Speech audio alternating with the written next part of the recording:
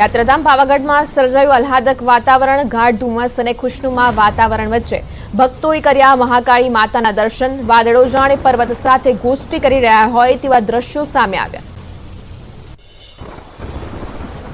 વલસાડમાં મેઘરાજાએ કરી સવારી। જિલ્લામાં સાર્વત્રિક વરસાદ વરસતા ખેડૂતો ખુશખુશાલ। 24 કલાકમાં કપરાડાના જંગલ વિસ્તારમાં વરસ્યો 4.5 ઇંચ વરસાદ।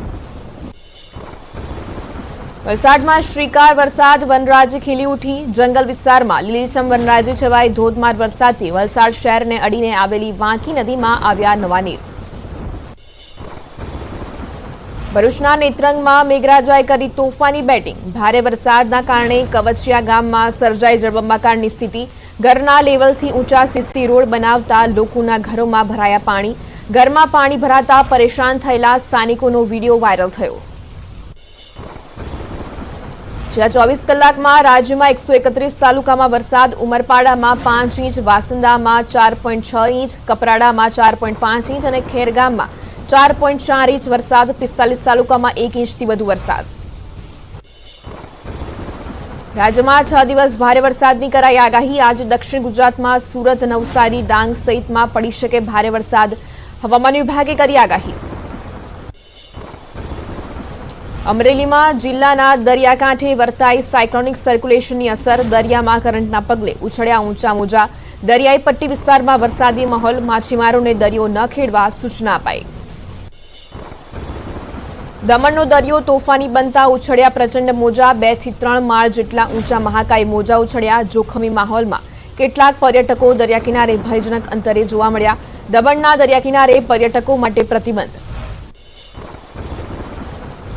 દ્વારકામાં વાદળછાયા વાતાવરણ વચ્ચે દરિયામાં ભારે કરંટ। ગોમતી ઘાટ પર 10 ફૂટ જેટલા ઊંચા મોજા ઉછળતા જોવા મળ્યા।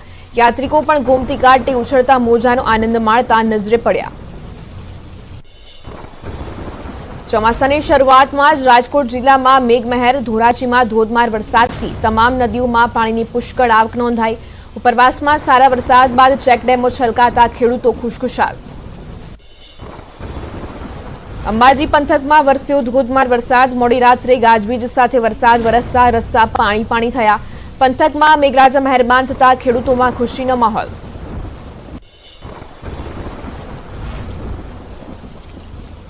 વલસાડના કપરાડા તાલુકામાં ભારે વરસાદ બાદ નદી નાળા છલકાયા। કપરાડાના જીરવલ અને બુરલા ગામ વચ્ચેનો કોઝવે પુલ પાણીમાં ગરકાવ। કોલક નદી પરના કોઝવે પર ફરી વળ્યા પાણી। બંને તરફના ગામનો સંપર્ક ખોરવાયો। સુરત જિલ્લામાં ધોધમાર વરસાદ બાદ ઘોરધા ડેમ થયો ઓવરફ્લો। ઘોરધા ડેમના આહલાદક દ્રશ્યો સામે આવ્યા। પ્રતિબંધ છતાં સ્થાનિકો માછીમારી કરતા નજરે પડ્યા।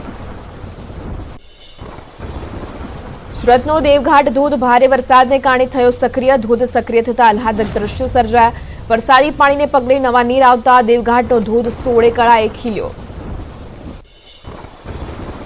ડાંગ જિલ્લામાં વરસાદી માહોલથી ધોધ સક્રિય થયા। વઘઈ ખાતે આવેલા ઉમરા ખાડીમાં પાણીની આવક થતા ધોધ જીવંત થયો।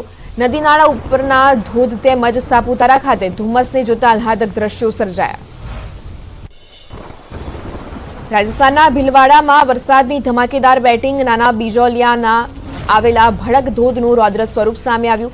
પર્યટન સ્થળ ભડક ધોધના મનમોહક દ્રશ્યો જોવા પર્યટકો ઉમટ્યા। બિહારમાં પહાડી વિસ્તારમાં ભારે વરસાદ બાદ ઝરણા જીવંત થયા। તિથોલુના તુતલા ભવાની ધોધનું રૌદ્ર સ્વરૂપ જોવા મળ્યું। પહાડો પર વરસાદ થતા સાસારામના પહાડો અને વનરાજી 16 કળાએ ખીલી ઉઠી। ઉત્તરાખંડમાં મેઘો અનરાધાર। ભારે વરસાદના કારણે ગંગોત્રી ગૌમુખ ટ્રેક પર બનાવાયેલ લાકડીનો પુલ ક્ષતિગ્રસ્ત। પાણીના ધસમસતા પ્રવાહમાં 2 યાત્રીઓ તણાયા। ગૌમુખ તરફ ફસાયા હતા અનેક શ્રદ્ધાળુ।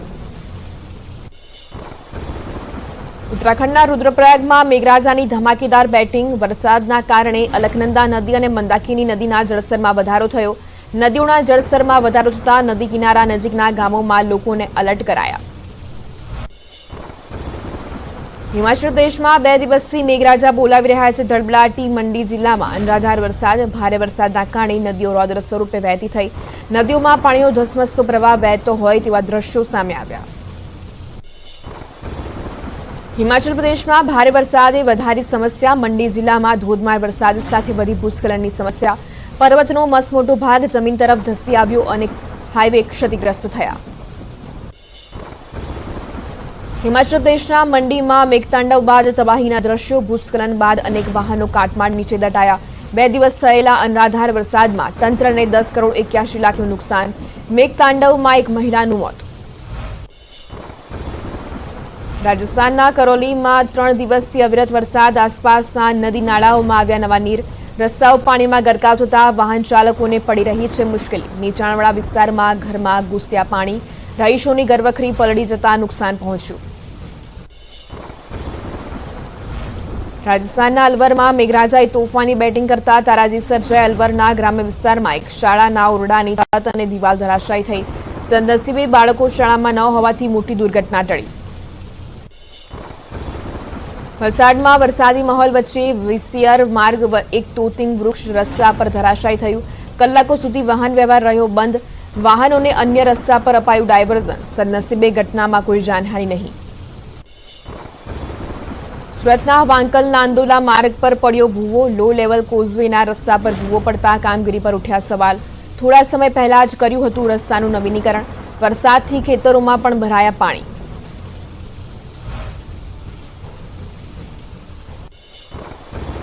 અને હવે નજર કરીએ સમાચાર સુપરફાસ્ટ પર.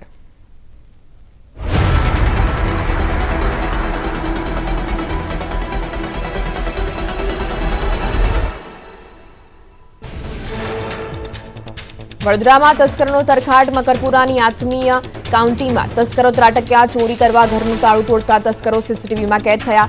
સતત વધી રહેલી ચોરીની ઘટનાને લઈ પોલીસની કામગીરી સામે ઉભા થયા સવાલ. સુરતમાં માંગરોળના પાલોદ જીઆઈડીસીમાં આવેલી કંપનીમાં લાગી ભીષણ આગ. આગે વિકરાળ રૂપ ધારણ કરતા દૂર દૂર સુધી ધુમાડાના ગોટે ગોટા ઉડતા દેખાયા. આગ લાગ્યાની જાણ થતાં જ ફાયર ફાઈટરની ટીમ સ્થળ પર દોડી આવી. દ્વારકાના ખંભાળિયામાં રેલવે ફાટક એસટી બસ બંધ પડી. બસમાં ખામી સર્જાતા પરેશાન થયા મુસાફરો. બસને ધક્કા માર્યા છતાં બસ ચાલુ ન થતા મુસાફરોને અન્ય બસમાં શિફ્ટ કરાયા. વલસાડમાંથી પસાર થતો ધરમપુર નાસિક હાઈવે 35 કલાક ઠપ રહ્યો. હાઈવે પર પલટેલા હેવી કન્ટેનરને હટાવી વાહન વ્યવહાર પૂર્વવત કરાયો. વરસાદી માહોલમાં હાઈવે પર બંને તરફ 25 કિલોમીટરથી વધુ લાંબી લાઈનો લાગી હતી.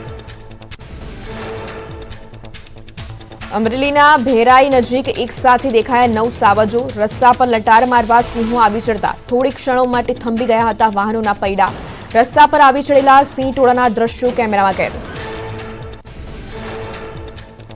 સુરેન્દ્રનગરના શહેરી વિસ્તારમાં રખડતા ઢોરનો આતંક. રતનપર વિસ્તારમાં 2 આખલા બાખડતા વાહન ચાલકોમાં ભય ફેલાયો. રખડતા ઢોરને પાંજરે પૂરવા સ્થાનિકોની માંગ. ભરૂચના ડ્રીમલેન્ડ પ્લાઝા શોપિંગ સેન્ટરનો ઉપરનો ભાગ જર્જરિત હાલતમાં. પાલિકા તરફથી કરાઈ રહી છે ઉપરના ભાગની ઉતારવાની કામગીરી. ચાલુ કામગીરી વચ્ચે પણ વેપારીઓ ખોલી રહ્યા છે પોતાની દુકાન. ચાલુ કામગીરી દરમિયાન ઉપરથી છાજલી પડતા થઈ હતી નાસભાગ. રાજકોટમાં બજરંગવાડીમાં અશાંત ધારો છતાં કેટલાક લોકો કરી રહ્યા છે વિધર્મીઓને મકાન વેચવાના પ્રયાસ. કેટલાક ઘરની બહાર લગાવાયા છે મકાન વેચવાના બેનર. સ્થાનિકોએ હનુમાન ચાલીસાના પાઠ કરી નોંધાવ્યો વિરોધ.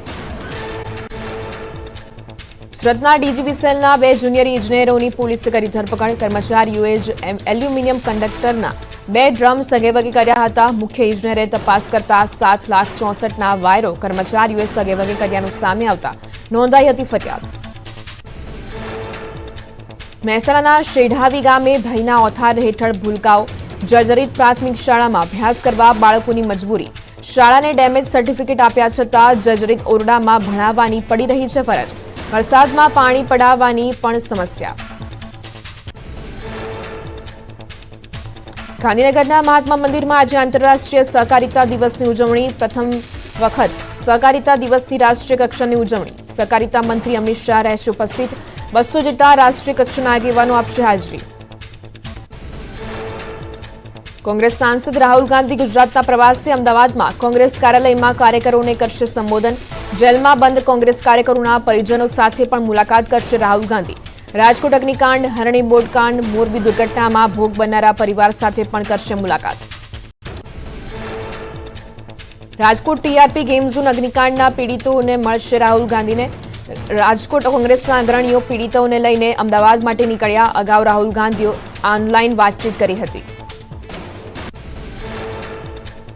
ગીરમાં મગફળીના પાકને સુકારાનો રોગ આવતા તાતને રોવાનો વારો. ખેડૂતોએ આગોતરા મગફળીના પાકનું કર્યું હતું વાવેતર.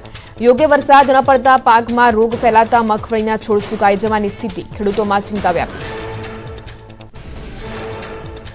રાજકોટના ત્રંબા ગામે વિદ્યાર્થીઓ અને વાલીઓનું રસ્તા રોકો આંદોલન. હાઈવે ચક્કાજામ કરી વિદ્યાર્થીઓ અને વાલીઓએ કર્યો ઉગ્ર વિરોધ.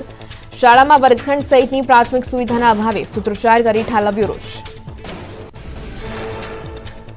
રાજકોટના બહુમાળી ચોક પર વિદ્યાર્થીઓ અને વાલીઓએ કર્યું વિરોધ પ્રદર્શન. નીટની પરીક્ષા પાસ કરનારા વિદ્યાર્થીઓ અને વાલીઓ પ્રદર્શનમાં જોડાયા.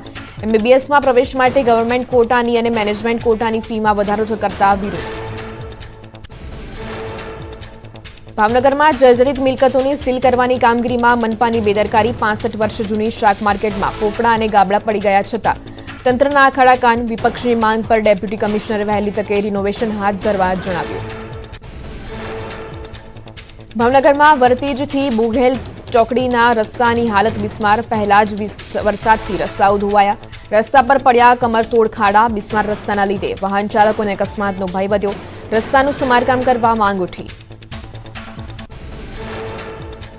ડાંગના વઘઈ તાલુકાનો ખાપરી રિવર બ્રિજ ફરીવાર ભારે વાહનો માટે બંધ કરાયો.